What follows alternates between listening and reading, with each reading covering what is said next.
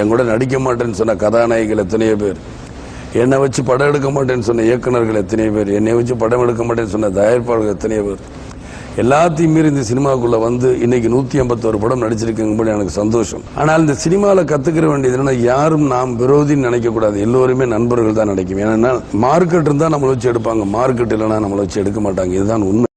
எங்க அப்பா 4 rice mill வச்சிருந்தாரு, நான் சுகபோகமாக இருந்திருக்கலாம்.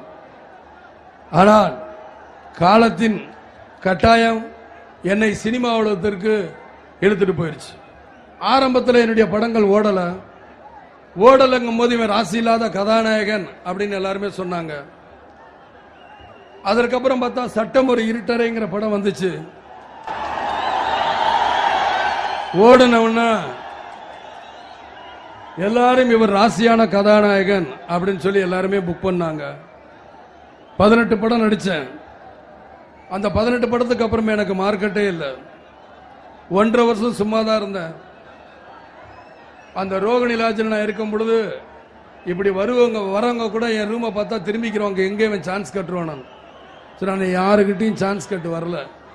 என்னுடைய சொந்த முயற்சி, என்னுடைய சொந்த உழைப்பில் நிச்சயமாக இந்த தமிழ்நாட்டில் மிகப்பெரிய ஒரு நடிகனாக வர வேண்டும். அப்பயே நான் ஒரு சபதம் எடுத்தேன்.